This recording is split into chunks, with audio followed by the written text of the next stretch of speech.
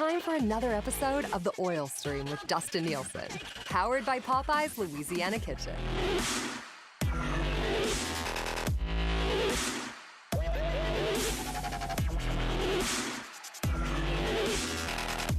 Hello, everyone, and welcome to a new episode of The Oil Stream. Nielsen and Gazzola with you. Tommy, that face, I don't know. Could you hear the intro? Yeah. I can't hear the intro with this new music is still playing. It's still playing. Oh, yeah, there. I got that. I killed that there now. You go. Yeah. But yeah, I can't hear the intro with my new board. I got to figure out this new board. So I saw your face, and I was just like, what is this? What's happening right now? That was the nice voiced lady intro where it's just Dustin Nielsen, and I was like, oh. Oh, sorry, buddy. I loaded the wrong one in. My bad. Sorry, Tommy. Because we've had that fixed for a long time now, haven't we? Yeah. Yeah. Right here, dog. Here. Well, shit. Right in the cool bet feels. Sorry, Tommy. Let's quickly change the subject. Get a $5 car flag at Popeye's Louisiana Kitchen, all right? Just $5. $5 for this nice blue Popeyes car flag. You're going to want to pick one up. Just whipped into any Popeyes location, hit the drive-thru. It's $5. If you buy $50 worth of delicious Popeyes food, you actually get one of these bad boys for free. So roll through the drive-thru. Quality check. Oh, buddy, you want a snap? I'll give you the snap. Listen to this. Listen to this. Whoa.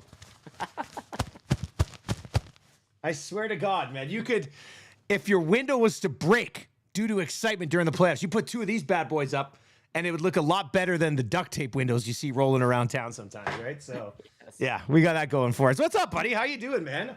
I'm doing good. I'm mentally preparing to fill in for you. I understand you're off to do a trip with golfing. Yeah. I'm very excited for you and jealous. But courses are opening up, I believe, like in a few days. I saw the Ranch. Murray at the Ranch is opening up soon.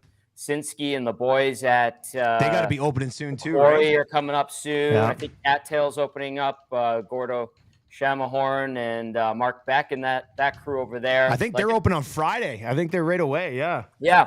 And Dusty, shameless plug for a segment that you used to do, and I happily took over. In the Bag. We're doing it again this year. Nice. So if there are any courses that are interested and want to have me embarrass myself on your marquee hole, and we produce it, and the crew at CTV comes out, then inquire within tom.gazzola@bellmedia.ca, and I'll pass that along to the sales team. There we go. Last year you did like 4 or 5 of these things, didn't you? It was good. I only did 2. I wanted to do more. Yeah, I know. Oh, got to crank that number up. Number up a little bit. Yeah. All right. Yeah. Well, golf courses. Go hit up Tommy there. We've got lots to get to on the Oil Stream, presented to you by Popeye's Louisiana Kitchen, DoorDash, Skip the Dishes, Uber Eats. However you get your food delivered, they will deliver your food. We got a bunch of questions that we threw out there because the others are just too damn good right now.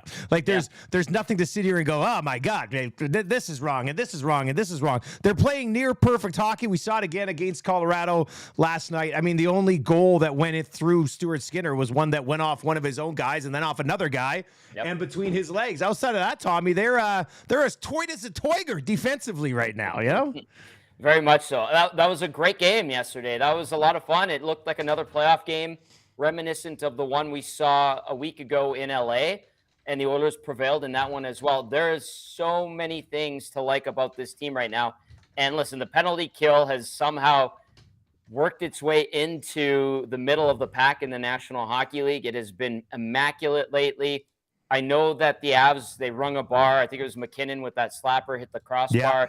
But Stuart Skinner made some great saves. They're taking away that middle lane on the PK, and they're getting rid of that. So that's been really good, and the attention to detail has been outstanding.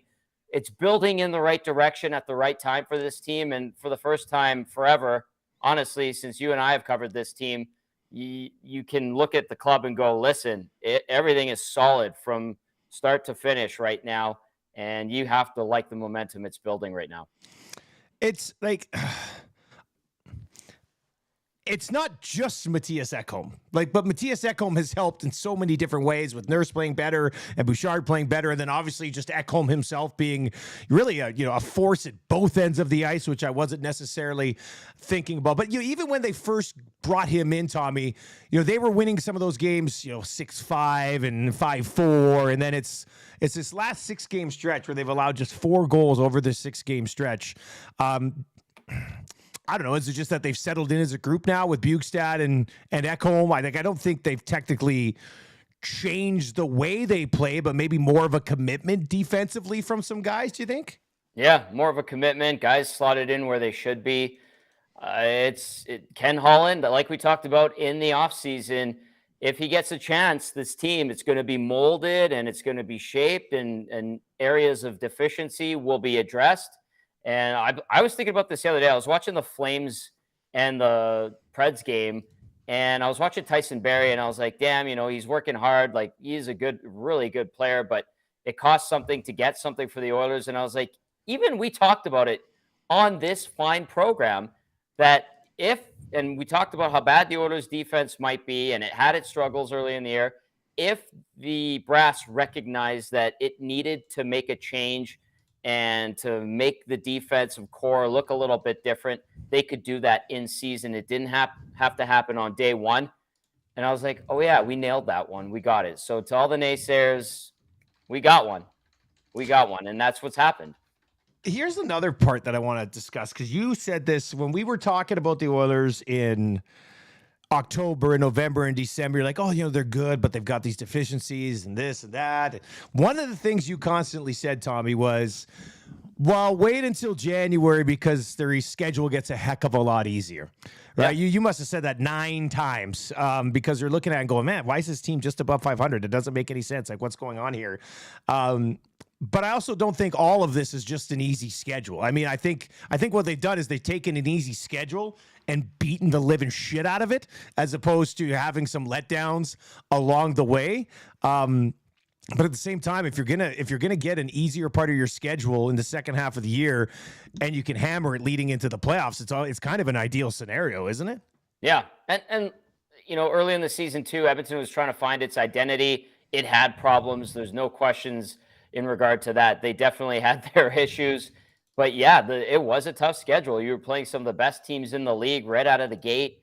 I believe there was quite a bit of road travel early. It was like scattered. It was a really weird schedule this year, and they came around. And the one time where they did stumble in the second half of the season was coming out of the All-Star break.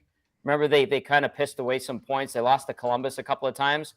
But they dusted themselves off really well and rallied, and now they've just been an absolute monster of a team over the last month and a half.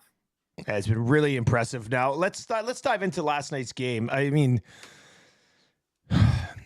what's the one thing that stood out to you last night? Like, was there anything that jumped off the page? It was a lower-ish event type of game.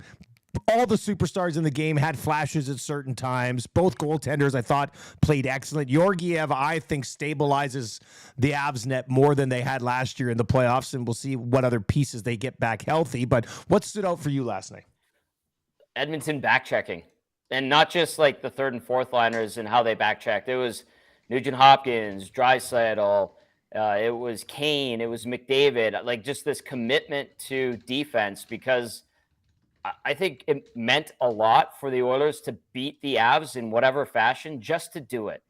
Matthias Ekholm had a comment post-game, and I thought it was interesting. I floated it to Cass after. It was, we wanted to put a little bit of doubt into the Avalanche. Well, it might have put a little bit of doubt into the Avs, who were missing really key guys. Makar, Manson, and obviously Landeskog. If you want to mix Darren Helm in there, sure. But I think for the Oilers, it did more for their group mentality, knowing that they could beat the Avs. And even without those big stars that the Avs were missing, like, that's a good team.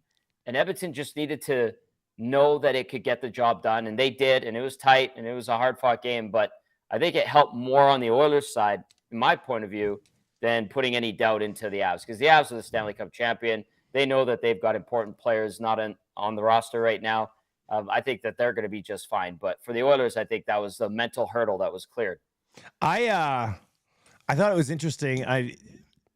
You know how it is with anybody on the power play that does anything outside of McDavid, Draisaitl, and Nuge, right? It's like, Hyman, you get to the front of the net. That's your job. Bouchard, you get the puck back to these other guys.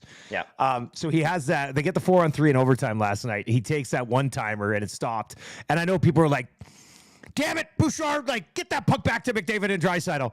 And then he keeps it the next time and wins the game. And I was just like, good for you, man. And I know after the game, McDavid said, or Bouchard said that McDavid had told him, what do you say? Look him off, yeah. Look him off, turn a little bit, look him off, find some space, and put it in the back of the net. But I love the way that Bouchard has found his groove on that power play. And I think it's going to be important moving forward. With that being said, it was really weird when they had that 4 minutes and didn't score. I think even Avs fans were sitting there going, well, power play's going to get one here. And they didn't. A little bit of a standing O when the Avs killed that thing off, wasn't there? Yep. Yeah, there was. And rightly so. Like the Oilers, I thought, and this was just kind of something that popped up as I was watching that game. I thought that there was some like awkward bounces with the puck, pucks going over the glass, like really weird redirections. And I thought there was some weird bounces too. And on that 4 minute power play, not to say I'm not defending the Oilers on not capitalizing on 4 minutes, but it was just like one of those nights where the puck, it looked like a tennis ball that was completely worn down and you're playing in your back alley. A game of street hockey and it could go anywhere. That's what it seemed like yesterday. I used to love playing street hockey with a tennis ball, and then you put a little you put a hole in it, and then it doesn't bounce as much. Kind of slows it. Yeah, it was nice. You go through them a lot quicker because they start to tear, but that was a good way to go about it. Nielsen and Gazzola with you here in the Oil Stream. Let's dive into your Boston Pizza appetizer. Obviously, you're looking at Appy Hour Boston Pizza. If you want to go watch the playoffs, Boston Pizza Lounge has got you covered. If you're heading out with the family, just go hit the restaurant. There's like 9 TVs in every restaurant, and you can watch the game there as well. Appy Hour 2 to 5 every day, and then again from 9 until close. So real nice evening Appy Hour for everybody here during the playoff run. Tommy, there's still 3 options here, or 3 possibilities as far as first round opponent goes. Now, a few things have to happen for the Kraken to get in there. They would have to win, the Kings would have to lose, and they would have to win against the Golden Knights in overtime, because the Knights would still have to get a point so that the Oilers don't catch them with a win. Yeah. What I'm saying is that all 3 of these teams are a possibility, right? You win the conference, you get the Jets. You stay where you are, you get the Kings or the Kraken. Rank these 3 in order of preference for the Oilers to play, like from the easiest to the most difficult matchup. How would you rank these 3? Yeah, this is a good one, and it came up on the Smash Hit Nielsen show this morning. I like this little curveball you threw at it, though. This is how I'd rank it. So I'd say, first of all, it doesn't matter because these are all going to be tough first-round series, and these are all good teams, all 3 of them, and they have their weapons, and they can hurt you, and they have beaten the Oilers this season. So we'll start with that. Kraken first. Just happy to be there, right? Not great goaltending. Pretty solid lineup, solid defense, but first-timers, and I think that they would be the ones that they'd give you a good run, but you'd manage them. So the Kraken would be the first team you'd want to play in a perfect situation. Jets second. I know that Hellebuck's playing great. That was an amazing save and performance that he had yesterday against the Wild and Matt Zuccarello, and they do have some outstanding players and should be able to buckle down in the postseason, but I still think that the Oilers are deep enough to beat the Jets. The Kings are the toughest out, and I'll say this again, like I said this morning on your show, Todd McLellan has been scheming against the Oilers since the end of Game 7 here in Edmonton. He has been planning for this series. I swear to you, he probably has an answer to the 11-7 McDavid Draisaitl plan that Jay Woodcroft would throw at him. That is who Todd McLellan is. Now, counter to that is Jay Woodcroft, who is his understudy for years and years and years. He is well aware of that, and he might have a counter plan to McClellan's plan. And these 2 are like masterminds at planning. So I'd say you want the Kraken first, Jets second, Kings third. All 3 of these series are going to be great, and there's no easy series here. When we talked about this morning on the Nielsen Show, it's a AM radio program here in Edmonton. You can check it out at TSN 1260. The Kraken were everybody wanted to play the Kraken. I think that was the number one. I couldn't believe how many people would rather face the Kings than the Jets. And I do have time for that just because of Connor Hellebuck. I have time for that. I would say it's closer probably for me than it is for you, but I'd still try to avoid the Kings more than the Jets. Now, the Jets have won 6 of 7 down the stretch. The Kings haven't been great down the stretch. And Connor Hellebuck, I just feel like if you rattle that Jets team, they go away a little bit quicker than if you rattle a Los Angeles Kings team. I think the Kings might have a little bit more composure and ability to regroup than Winnipeg does. I don't think either series would be that easy. And actually, if it does end up being Vegas and Winnipeg in the first round, I know this is kind of a hot take, but I think I'm going to take the Jets to knock off the Golden Knights. So I don't like the Jets. The Jets were a really good team for 3.5 months? Yeah. And then we're one of the worst teams for a few months. And then it just rode the hell out of Hellebuck. I think he started 13 in a row and they've won 6 of 7. And they're starting to find some offense again, which is one of the things that dried up when they went in the shitter for a while. So really fascinating. I mean, I'd love an Oilers-Jets series. I think that would be good. And somebody pointed out today, and it doesn't need to be pointed out, but every time the Oilers win the Cup, you go through Winnipeg. So, yes, I mean... fact. There's that option too, but we also talked about last time, and we know what happened with the Jets too. So I think I'd rank them Seattle, Winnipeg slightly ahead of the Kings, and probably try to avoid the Kings the most. But both of those series would be terrific. One thing about the Jets Golden Knights potential series, and you saw it out of Vegas yesterday. It looks like Laurent Brossoit might be the starter for the Golden Knights in Game 1. The guy who played most of the season for the Henderson Silver Knights. Yeah, that's once again, his whole team. I'd take the Jets based on that alone. And I know Connor Hellebuck would be ranked higher than Stuart Skinner too. I understand that. Yep. But the Golden Knights aren't rolling McDavid and Draisaitl at you, whereas that is what the Oilers would have the ability to do. So I think the Jets will give the Golden Knights everything they have, and I probably lean towards the Jets in that series. But, we'll obviously know more after Thursday night action in the National Hockey League. Quiet night tonight, though. Yeah, one other thing, it sounds like, talking to some people from the Oilers, they're planning for Monday to be the first game. Okay. But Tuesday still is a possibility. It depends on what happens, like you said. All right, so likely Monday, though?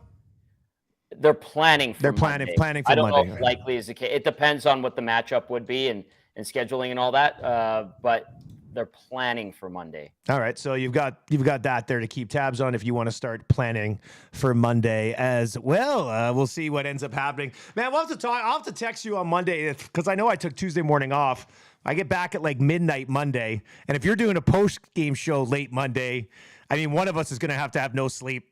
So, I mean, maybe I'll just suck it up and come in Tuesday morning and work. I'll let you know. I'll keep you in the loop on that just because that'll be a lot of you. Well, that'll be a lot of work for you, though, right? Like, if the game's not till Tuesday, then I wouldn't feel too rushed to slide in there. But dollar Oh, look at this guy making that AM bank. God, you're a lucky boy, Tommy Gazzola. You probably make more when you fill in for me than I do regularly anyway, you lucky duck. You lucky duck. All right, let's get to some of your questions, then we'll get to Inside the Numbers for Cool Bet. One thing I want to throw out there. All right, let's see here. This is from Speeds. People love the hot streak Costin had earlier. But has his play regressed enough, and is the bottom six slow enough that a Holloway recall is inevitable for the playoffs? There's a lot there. Basically saying, if Costin's not playing well enough, is he slow enough that you'd rather have the speed of Holloway in the bottom six? I believe the short answer would be no. But I understand, and I have time for that theory. And I think it's Holloway... a good question. It's a really good question, yeah.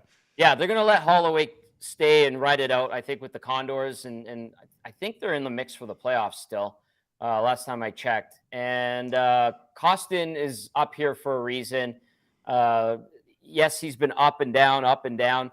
But when he's got a fire under his ass, he's pretty darn good. And he can be a difference maker. And I think they're going to try to light a fire under his ass first before they look to an idea like a Holloway. So I think Holloway's trending towards just being a black ace more so than anything. But, things can change. But I think Costin, it's safe to say, they're going to keep him in there. And you still have Devin Shore around. He's your 13th forward. He's been playing okay. I think that's enough of an indicator to let us know where they feel about Dylan Holloway right now. Oh, there's just a bunch of orange and blue hearts popping up on the Twitter stream right now. Can you choose the color of your hearts? Is that why people are doing it in blue and orange? I don't know. It's kind of cute. Kind of cute. Anyway, Thanks for the hearts. Thanks for the love. By the way, if you do want to give us love, hop onto the podcast feed, Apple Podcast. Give us a 5-star rating and leave a nice comment. That would go great with the algorithm. Just hop on there and hammer out a 5-star rating. That'd be good. Yeah, we'd appreciate that. All right, Nolan says, other than injury, what will cost the Oilers a deep playoff run? I think the penalty kill. That's in from Nolan. Valid. Very good point by Nolan. I was thinking about this too. Dumb mistakes and self-inflicted wounds creeping up, or guys getting pressured and making mistakes. There's a couple of guys that I'm watching and I'm like, oh, I hope he doesn't make a mistake in the playoffs because people are just going to be all over him. And Kostin with that flip over the glass yesterday, I was like, oh boy. Kulak, although Kulak's been really solid all season, he was great in the playoffs last year. Yeah. I was like, but what if he has a bad moment? These are just these devil in the details, kind of devil on one shoulder ideas that pop into my mind. And I was like, Kulak, like what happens if he makes one bad play? He's going to get murdered by the fan base. Obviously, if Nurse makes a mistake. And guess what? Teams are going to force, teams are going to pressure, and they're going to create opportunities for themselves by making these Oilers players make mistakes. So it's going to happen. And I think it'll be mistakes that are self-inflicted or weak plays that are their detriment. But PK absolutely could be. I think there's always, and I know this is going to come across as blasphemous and everybody's going to be pissed at me for saying it, but I still think, and you know, we've seen young goaltenders do well in the past, and Skinner's been great, but until he does it, you just don't know. So, yeah. I mean, we'll see. We just don't know yet with Skinner. I think the ability will be there, but you know, if he has 2 bad games in a series, like, should we really be surprised, right? So, I mean, I think that would be on the lower end scale, but if we're looking to add to anything that you laid out or the penalty kill that Nolan, who has the question, did, I guess I'd throw a little sprinkle on, you know, possible goaltending inconsistency, which sinks a lot of teams in the playoffs. Todd asks, hey, is Brind'Amour not wanting to sign in Edmonton a positive sign or a negative sign? Positive because of the depth at the position, or negative because that the organization isn't seen as one that promotes growth from within? What do you think on that one, Tommy?